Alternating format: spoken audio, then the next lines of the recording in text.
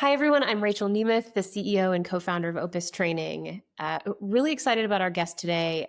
I wanted to start by just talking about the fact that, when your product is the experience itself, the technology has to work and your team has to guide guests through something that they've never really done before.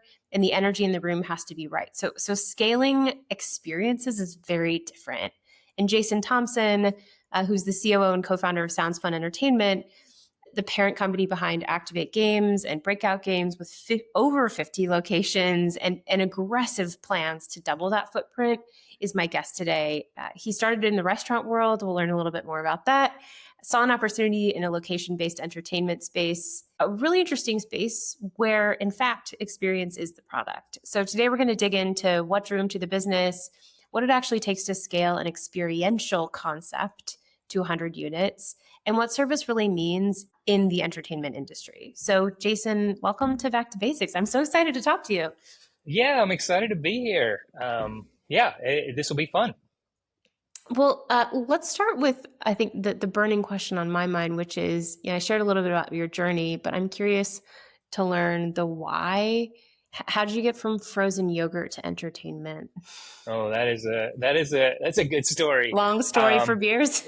It is. So we started with as franchisees with Orange Leaf frozen yogurt, and we opened. This was in the frozen yogurt craze where you were like getting it and weighing it, and for whatever reason, people were like, "Whoa, you can weigh it and put all the stuff in you want."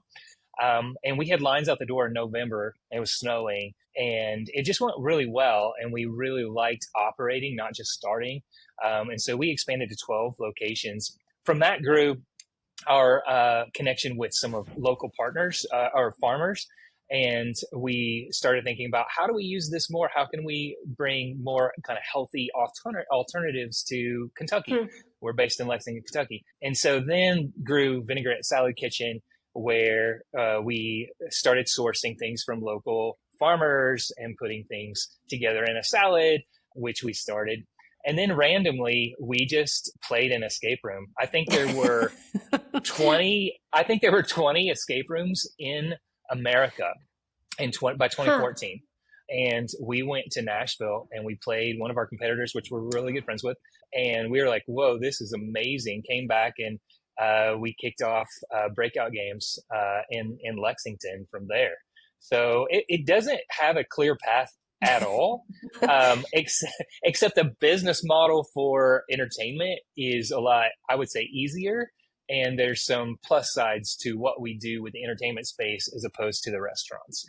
Well, and that's actually, that's why what I wanted to understand is like, what was it about the entertainment space that made you want to go all in? If it is easier, what is easier about it? Well, I think a lot of times when you have a business, it springs from your personality and who you are. And so I have 3 business partners. We're all very competitive. We're all really good friends. And so the competitive part of the entertainment space with Breakout Rooms and then Activate is just like kind of who we are. We do things around the office that's competitive, like, hey, how many push-ups can you, that kind of stuff all the time. You're doing push-up contests? We're doing push-up contests. We're doing pull-up contests. It's kind of crazy. So I think it fits our personality, and we just kind of fell in love with it. And we didn't set out to say, oh, we're going to be in the entertainment space. In terms of restaurants, I think what we found is that we like eating at them, but we're not necessarily restaurateurs. Like, you really have to have a love and passion for it. And we know some amazing people in that space that's what they love doing. They can't sleep at night. They're thinking about how to put, more ingredients or more recipes together, how they, we don't do that. That's not what I, lay in bed at night thinking about. And I think that became clear to us. And so while we like that, we're not as passionate about food as we were and are about the entertainment space. Well, and in the restaurant industry, you're managing inventory, a different kind of inventory too, which I would imagine is what complicates things. But were you also franchised before? Were you franchising before? I guess this is a broader question around the financial side and just what looks different on the P&L in entertainment versus restaurants. Well, Like, I I think guess the what easy, would surprise a restaurant operator about your business? I don't know if it would be surprising. I think the easy answer to this is at the bottom, there's money left. When you when you get to the bottom with cost of goods and food. I mean, my brother is a Chick-fil-A operator, and their margins are as good as it gets, but it's still pretty slim. Mm, And they have to really hone in on every aspect of that. Well, when you take the food cost out and you have fixed costs plus labor, there's not a lot of extra costs. You don't have anything going bad. You have really no waste. And so that model is for us something that is a little bit easier to manage, and you see margins really grow in the entertainment space. and I mean, that makes me really want to dig into service because ultimately, service and experience is what your product is. Before we do that, though, I just want listeners to just better understand the operating model at Activate or Breakout, or maybe just briefly describe the difference between Activate and Breakout, and then just run us through what does just daily activity at one of those locations look like for your staff? Yeah, so Breakout is our concept that we founded and started. It is solely owned by us, and we have the way we grow fast is we had business partners in some of the other locations. So we went to some of our friends, which is how you start a business. Hey, do you have money?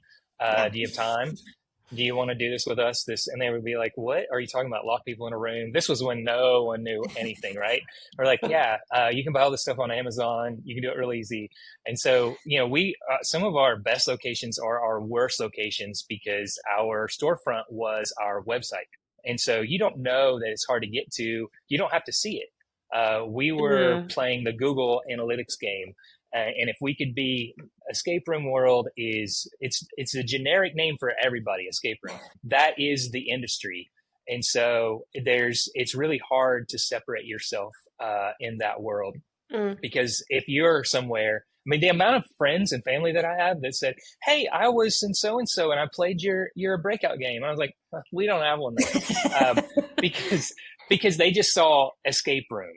And so we Sure. were able to grow that. And we got to a point where we were, I think, at 42 units for maybe 45, I can't remember, escape rooms. And then it was just saturated, right? So escape rooms became big. They were, instead of 25, there were 2,500 in America. We just kind of stopped growing more units at that point, and we started growing by new rooms. But at that point, we started getting itchy and saying, "Well, what are we gonna do next?" And randomly, someone sent us an email. We saw an ad for Activate Games in Winnipeg, in Canada, Hmm. and we were like, "Whoa, this looks pretty cool." And so literally the very next day, we got on a plane and went up to Canada, and we just played Activate. And we were like, "This is special. This is different. This product is Hmm. amazing." And so we got in contact with the owner who had just literally opened it beginning of 2019, and said, "Hey, we want to partner. We know how to scale business." And he had an escape room and then opened one Activate. And so we were like, we want to partner and bring this to the US. And so by the end of 2019, we had our first one open, and we were able to come up with a partnership with them, with a corporate group and the owner and founder, to license for America. And now it's kind of grown into more than that. But yeah, so that was kind of our path. Well, and I do want to learn a little bit more about the daily operations, maybe a breakout. But one thing that comes to mind is you were talking about how in 2014 there were only 25 escape rooms in the whole US. What shifted in the market to where all of a sudden it became saturated to 2,500 escape rooms in the States? Well, barrier to entry is a huge issue when it comes to opening anything, right? So barrier to entry was very easy for an escape room. You could open one in Mm. your garage, and people were, right? Um, they were like, "Oh, I've got three boxes here. I've got these locks I got from Home Depot." Sure. Um, Yeah. so we always say that we would not have had an escape room business if Amazon didn't exist. Hmm. And in the beginning, it was, "Hey, we have this cool idea for a casino room. And then our next step was, what can we get on Amazon and how can we order stuff to get here? Well, everybody else was doing that too, right? So the amount of time we spent on Amazon, at Hobby Lobby and Home Depot was like, I mean, daily, 2 times a day. It was crazy. We were just doing these clues and making them ourselves, which means that anybody could do it and anybody could put a puzzle together. So then it became, I don't really have to have a sexy storefront. I don't have to have the best retail space. I can be kind of wherever, and have a website and people can book. And that's how it became really saturated really fast. You've seen that really downsized now. That is not the case anymore. You have bigger companies like us that have kind of just taken the market. And there's like, 4 or 5 major companies now with several still one-offs, but not like it was. Right, right. And, I can remember an escape room I went to with my family years ago in like an old strip mall, Right. and nothing else was there. And it didn't really matter because you're inside and you're in this experience. So that's interesting. Restaurants have just a big real estate issue right now. Hmm. And so I can see why it's not only just different unit economics, but just development is different. That being said, okay, so let's go within the 4 walls. So you help us understand what's the day in the life of a frontline team member there. Is one person kind of running the show? Are these more junior people? Do you have to hire people who have more experience? Well, the difference between what Breakout is and Activate is a little bit different. Mm, With Breakout, the way that we have always been very particular about how we do hospitality. So we have tried to keep that as close to a one-on-one experience as possible. And by one-on-one, I mean one person is running one game. When we go and play, we play escape rooms, all the time. And, it's kind of fun being in my world because part of my job is to play as many games out there and see all the things. But when we're in an escape room and you're like asking for a clue and you have to wait 2 or 3 minutes because that person is watching several different I games. see.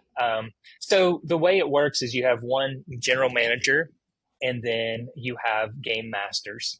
It's pretty simple. And you will have a game master for a game that you're going to play if you come in with your family. And they're going to walk you to the game, give you an intro. They're going to go sit at a computer. They're going to help you, watch you, make sure that you're moving through the game and having a good time. And then they're going to greet you when you get out, take your picture. It's a pretty standard, like in the industry, everybody kind of does the same thing. So it's pretty simple. It's a manager and then really entry level employees, a lot of young part-time employees that we have. We're looking for personality over a skill set. Mm. Well, and that actually is what's coming up for me is what does good service mean to your customers? Like, and to put it another way, what are you training your team on? What are they learning? If it's such a relatively simple operating model. Yeah, so we're looking for people that want to take care of other people. Like we're looking for people that have a high empathy. We're looking for people that are passionate. They don't have to be extroverted. I think people think extroverted, introverted. We're not necessarily looking for extroverted people. We're looking for people that can look at a situation and proactively engage you so that you are getting what you want. Mm. And so one of the key phrases that we use is called creating yes. And that kind of comes from Danny Meyer and kind of comes from the improv world. But we try to empower our team to say, we're going to get to a yes. It may not be the yes they thought they wanted or needed, but we're going to give you the license to be creative to get them to a yes. And we want people that want that. We are policy last. And so we say policies are made to be broken for the people that walk through the door. And if you get that, that's great. So if you're a high judgmental person, if you're a high justice person, it may not work well with our culture because we're more like, you're probably right. The customer is not always right. And sometimes they get under your skin, but we're going to give them the best that we can all the time and assume the best. And so if a customer is walking out of a Breakout game, are they defining good service then with it? It sounds like it's more than just, well, they like gave me clues when I needed them quickly. Like these two people are the game master and the group of people are in separate rooms, right? Hmm. So how are they interacting, or how would a customer define good service, I guess? What's leading them to a 5-star rating? Well, here's the trick of the trade. What we want you to do is go in and feel like you came up with all of the clues. You Interesting. didn't Yeah. need help. You are the most clever person in the world. So, what we talk about is the hero's journey throughout. So, when you walk in our space, we want you to feel like you're the star of the show, you're the hero, right? And really, you are. You're on the quest, you're on the mission, and we want you to win. And Mm. so it's an art, really. So when they're watching the screen, they are able to talk to them as they go. And we've automated some of our new games so that it's like a voice that's really cool talking to them. Like in our Monopoly, Mr. Monopoly's talking to them or whatever. It's really cool. So the best experience that they're going to have is several wow moments throughout where they feel like they're getting small rewards. We have 2 or 3 big wow moments like, whoa, I can't believe that thing just dropped from whatever. And so we teach our team and coach our team to give minimal clues that will be very helpful and give clues in a way where, I mean, literally at the end, the best thing that I think can happen is one, you have cheering, and then they get out and they're like, man, we didn't need any clues. And the game master's like, man, I told you 20 things, but that's a win, right? So they didn't Yeah. feel like you really, so the hint is not, here's the code. It's like you ask a question and then they're like, oh yeah. And so they feel like they still figured it out. So it's a very fine line. And then you don't want people to get out with a ton of time left. You want people to get out with just enough time because that's the rush. Oh, And interesting. you, It really is an art. yeah, it really is. And we want everybody, like some of our competitors are puzzle people and they're like, our games are so hard, only 10% get out. And we're like, why? Why would you want to do that? We want Mm. everybody to get out. We want everybody to win. But if it's too easy, then it feels like it wasn't a challenge enough. And there's nothing better than the screams that come at the very end, 1 second left, and they got out and they're just screaming. It's amazing. Well, now I think I really understand what good service looks like, and the sort of subtleties. It's almost like great service is, I don't know, there's some quote around like great service is what happens when no one's watching or something like Yeah, that. yeah. But, are constantly pushing new game updates. It sounds like, equipment, all of these things across 60 locations. So at what point did you realize you needed to invest in a training platform and and what weren't you able to do before? We had used a trading platform pretty early on. At the beginning, it's always, it's a hodgepodge. So it's Google Forms. And at one point, I think probably about 3 years in, we expanded really rapidly. Within 3 years, we had close to that 40 locations Mm. from when we started. I mean, we had 5 versions of the intro. We had 10 versions of onboarding. It was all over the place. And it was at that point I was like, we have to clean this up. And so we used a company and it was good. It was not very robust. And so it helped us at least put everything in one place. But then it became evident that we had outgrown that. It was really good for, a smaller company, but we had outgrown it. And especially when we added Activate, and we were growing and still continued to grow, we needed something that was robust that everybody could use and it was easy, and something that we're always first adopters. So something that had AI a capability was Mm. big for us as well. So then I'll kind of put you on the spot here, but I'm curious, like what's Yeah. been the biggest win or change that you've seen since you moved training into Opus? I think it has been immediate communication with every single person. The hardest thing is I'm in Lexington and I've got employees all over the country, And it's really hard for messages and rollouts to go all the way down to the bottom person, right? And so, I mean, you want everybody to know what promos you're running, but you run so many different things. So now we're able to, with an easy click of the button, to be able to disseminate that information to every single employee that's like part-time, that's not there all the time. But now they know every single thing that's going on. And I think for us, that's been the biggest win Mm. across the company. That whole notion of knowing the right thing in the right moment, which is really hard to get when you have a distributed workforce.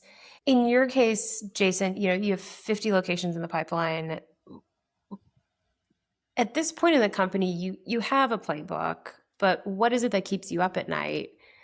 And I think on the flip side, what did you get right early on that's paying off now? Let me answer the second one first. Okay. I think we always thought of ourselves as not necessarily just doing one-off locations or businesses. So we always thought of ourselves as being able to grow units. And because of that, from the very beginning, we made decisions that would scale. And I think this is a hard thing to do and think about when you're first getting started, because you're making decisions just for like the Lexington location. But Mm. when we made decisions for that location, we would start thinking, does this work everywhere? So, for instance, if I'm going to do a casino room and I have a slot machine in there and I'm getting it from dude down the street, does that scale? Maybe for a couple, but not long term. So we need to think about how that scales. How employees are working or how they're getting set up, how the schedule's working. We may be able to do that on a spreadsheet real easy for one location, but that's not going to scale. So Mm. for us, we started with making decisions and putting things in place to scale from the very beginning, and I think that really helped us. And then your first question, remind me what it was. The opposite, which is what keeps you up at night right now, as you think about what's next and Um, doubling the business. it feels like for us, especially with Activate, we have hit a point where in any scaling business, you go through phases and you're iterating and you're like, whoa, there's something that's changed from 10 to 15 or 15 to 25. And you're not necessarily able to put your finger on it, but something has changed, something has shifted. And we're there now, and you don't sometimes see it until it happens. We're bigger than we realized. And so right now we have worked so well organically with all of our teams at headquarters. And everyone is doing an amazing job, but we have not done a great job at consolidating things and workflow. And so what's keeping me up now is we have a bunch of softwares, a lot of platforms, and everything from maintenance to keeping track of when a regional director goes for a visit and what those look like. And so at night, I'm always like, I don't know how to see all this. And so right now we're working on how do we see all of this in one place and how do we keep track of this, not just for accountability, but so that we can make good decisions for revenue streams, for future, for what do the customers really want, what's working, what's not working. And so at night I think about that a lot, and I think we're starting to solve that. I think most businesses are saying that now. The kind of oversaturation of tech tools, your team is using too much, but you have all of this data. How do you aggregate it? Do you buy another piece of tech to aggregate it? Right. Or do you slim down? And I think that's sort of the question of the year, and regardless of industry. Your point earlier about what went right really made me start to think about the difference between scale and extensibility. And I think a lot of what you were speaking about is actually something that I think has to come before you even talk about scale, which is, scale is the combination of like, do the unit economics work, and is the real estate market right? But extensibility is just like, is the model something that I could plop down somewhere else? And I feel like we don't talk about that enough in multi-unit. And I think that gets some operators in trouble as a result. So it's interesting to think that you had figured that out early. Yeah, I think for us, I think we were kind of the opposite. We thought we'll figure this out from a real estate perspective. We think Mm. we can figure this out, especially with escape rooms. And then once we did that, Activate became it's a different animal because you need 12,000 square feet instead of 4,500 square feet. Mm. And you're not looking for an old dentist office with a bunch of rooms. You're looking for a big space. So that became like, okay, we've got to change the way we're looking at real estate. So we need to pull in some professionals. We need to pull in some different from different tech that's going to help us be better. But the one thing we knew is if we don't have a product and we don't have a team and we don't have ability to do anything in that space, it doesn't matter. So, Hmm. so for us, we wanted to build the scaling part from the very beginning so that we're ready when we do figure that out. Hmm. So I want to dive in with you a little bit on people development, but I'm so curious about your perspective on the entertainment space and the entertainment industry. What do you see? Where do you think this space is headed? And what shifts are you preparing for? What sort of innovation are you guys talking about and thinking about? There's so much going on. We talk about this all the time, and there's not one source of truth that's like, hey, this is everything that's happening. There is a lot. One thing we learned from COVID is that, you would look at our company and say, well, this is not something people need. So what's going to come first whenever there's not disposable income? They're going to quit going out. They're going to quit being entertained. And I don't know if that's totally true Hmm. because people still need some outlet to do things Joy. Yeah. and they want to go have fun, right? And that is the American way. We seem to like still make that a huge priority. And so from that, the last 5 years, there's been all kinds of things that have really just, you have part of the industry that are taking old games like putt putt or bowling or whatever and making them cool, darts. And there's some really cool concepts out there. You have more athletic things happening with like chicken and pickle, with pickleball, those type of things. You have a lot, escape rooms are still really strong.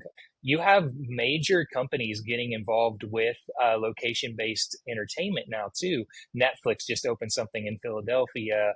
I didn't know Um, that. yeah, Sony's got something. We make Hasbro games into escape rooms. So I think Hmm. larger companies, even that are not necessarily in that space, are going, hey, this is important.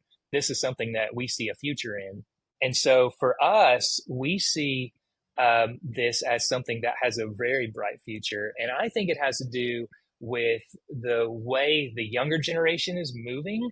People, it seems, are putting their phones away more and more and wanting in-person connection. We're not trusting AI, and so we're wanting to be brought together. Think about concerts right now. Concert tickets are crazy, and yet they sell out. People are craving something that's in Hmm. person, that's real, that's authentic. And so that is what is happening. People are being brought together. They're wanting to be in a place where they can go have fun, be with people, and have community. And so for us, that's what we're trying to build is anything that we have, we want that space to be a place of flourishing, a place of community for our team and for the people that are coming in. So we think that the trend is headed in the direction where we are right on target for our plans to continue to grow. Yeah, I couldn't agree with you more. I think younger generations there has been a shift from like the millennial generation glued to their phones to people Yeah, who are saying, I want experiences. They're reading more. right. Some are Shocking. reading more. Yeah. Some are Uh, reading more. some are reading more. This is That's not right. everyone. That's right. One area that I wanted to spend a little bit of time with you on before we wrap up is the fact that speaking of different generations, Sounds Fun Entertainment has young hourly workers who are these game masters, facilitators across all your locations. The company is really dedicated training leads and a director of operation who drives that accountability through metrics, which I love. And you're building out this like comprehensive, it sounds like, facilitator training programs and standardizing game manuals across all of your locations. So that brings me to my question. You've gone from founding a single concept to overseeing, 60 units across multiple brands. How has your job changed? I can see how it's all of the standardization is happening, but how has your job actually changed? What do you spend your time on now versus, 5 to 7 years ago? Well, I'll say the beginning of 2015, New Year's Eve, I was at Breakout by myself running games because I drew this short stick. I was there at midnight, running games for people for New Year's Eve. So yeah, it's changed drastically because we originally you're doing all the things. You're making the salads, you are running the games, you're very, very in it. Now I have, 5 layers before I get to a store from headquarters down.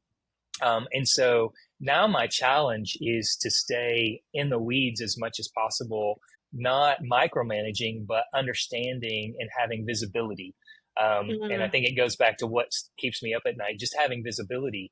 And if we're going to have a location-based entertainment company, then all of our emphasis has to be on the locations. It can't be in this office that I'm sitting in on the 6th floor in Lexington.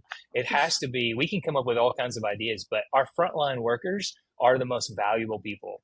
The only people we did not lay off during COVID were the GMs, which immediately said, who's the most important people in our company? The people that run the stores. And so I think you have to be vigilant and constant and be very intentional with making sure that you are still connected with what's happening in the store, because it's so easy to not really understand how the workflow is happening, how the customers are interacting if you're not there. And you just have to put yourself there. So I spend a balance of travel, being with people present in the stores, and then spending a lot of time helping everyone understand that if we can't measure something, we can't manage it. And so looking at metrics and making decisions based on our data rather than just what feels right or what we've done in the past. Like when you're opening stores and you're just going and blowing, you're just like, I don't know if it works, but we're doing this right now. We're to the point now where we shouldn't do that anymore. We should make some good decisions. And so I'm trying to help our team do that.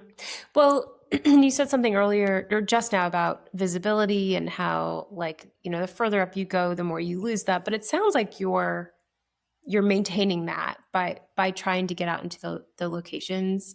So as a founder then, what has been the hardest thing to let go of as the company's grown?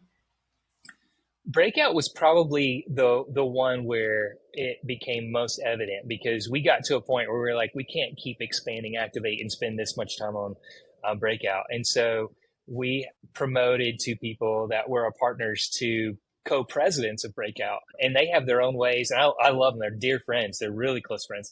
But I had built all of that, all the values, all the training stuff. I literally spent my own, I have very strong, passionate feelings about how we say things in our shared language. And they're not necessarily striking all that or getting rid of it.